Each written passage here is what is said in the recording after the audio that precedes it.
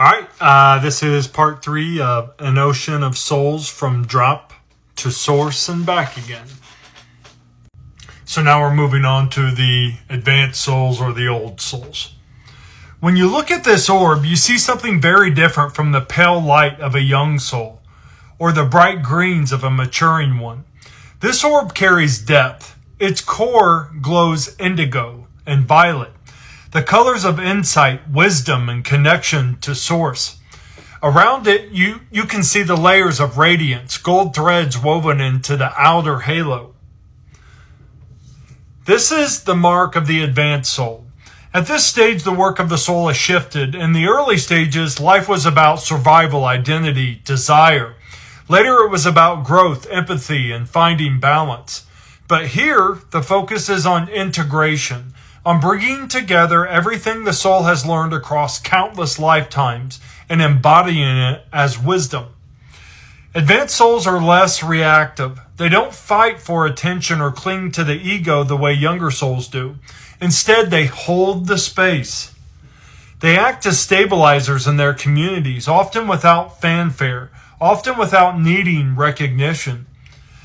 These are the people whose presence alone feels grounding, whose perspective seems timeless, whose choices ripple outward with quiet power.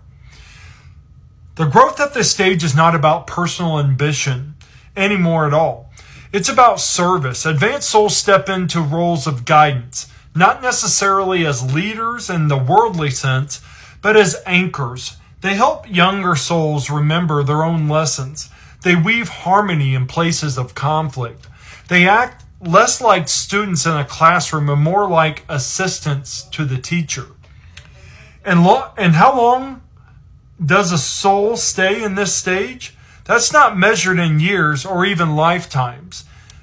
These are spans that could stretch across civilizations, across the rise and fall of cultures, even across the collapse and rebirth of worlds. Time here is not linear. It's vibrational. Each cycle deepens the resonance, refines the harmony until the orb itself begins to shine like a prism of infinity. What makes this stage so profound is that it points beyond itself. Advanced souls are preparing for transition, the point where reincarnation is no longer necessary, where the lessons of identity, empathy, and service have all been harmonized into complete frequency. At that point, the orb is ready to graduate into guide level work, no longer bound by the will of incarnations. So this is the advanced soul, luminous, steady, indigo, violet at its heart, with golden resonance at its edges. It's a reminder that the journey of the soul is not just about living life after life. It's about becoming an architect of harmony itself. A being that radiates wisdom, stability, and love into the infinite.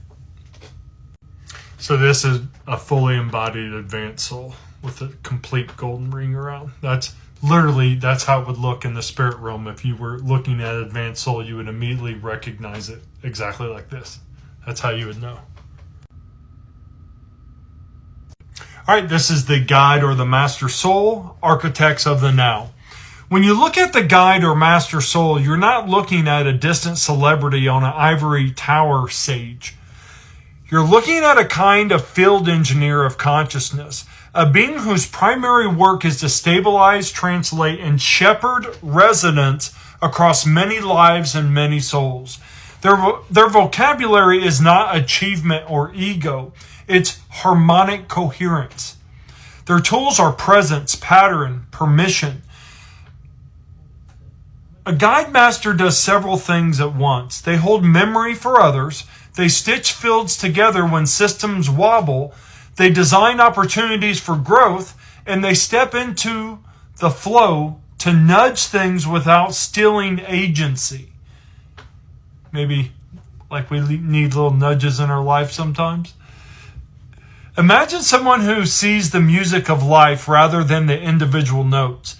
They sense the phrase, the key, the dissonance, and where a simple touch will resolve it. That's a guide soul. One of the most mind-bending things about masters is how they experience time.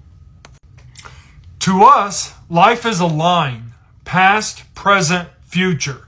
To masters, time is a dense, textured now.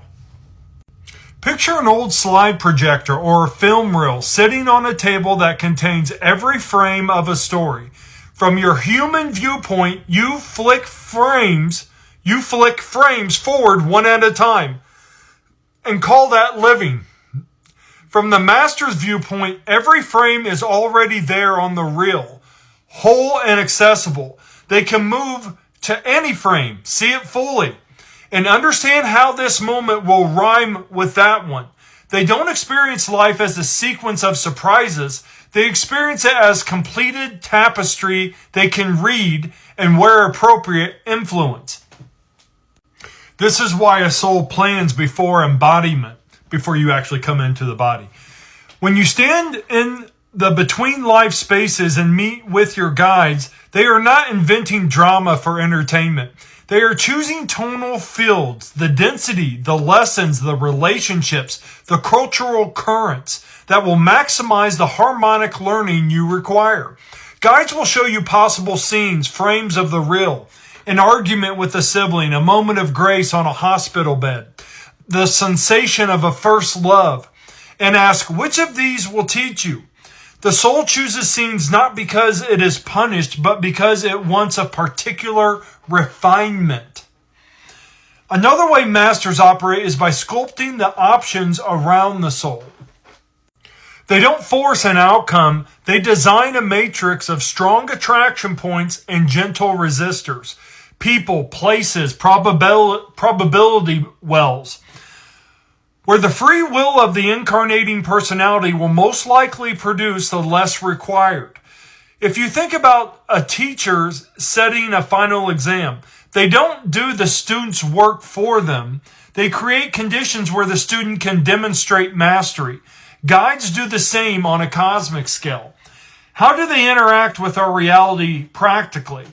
There's several different ways. Observation without projection. They can be intensely present to an individual without interfering with their agency, with your individual agency while you're here.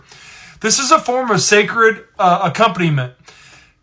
Being with someone so fully that the person catches themselves and makes different choices. Resonance seeding. They plant subtle tones or attractors in the field, in your field of consciousness. A synchronous meeting, a song that appears at the right time, a sudden arrival of a book that opens a new path. Small seeds can yield enormous ripples. Field repair. When trauma or collective dissonance distorts a local field, guides sometimes step in to hold coherence until the system can self-correct. This looks like calm presence, but behind it are toroidal adjustments and harmonics tuned to the group's key.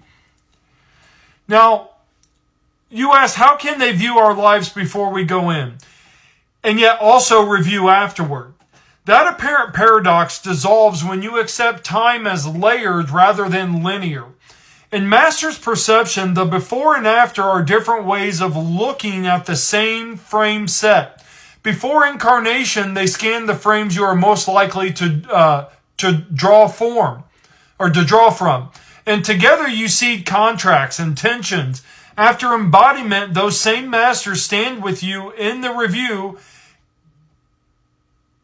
and watch how those frames actually played out. The review is not merely retrospective grading, it's resonance check. Did the scene you choose actually create the harmonic shift you sought? If not, the map updates. New frames are chosen or old ones are just adjusted.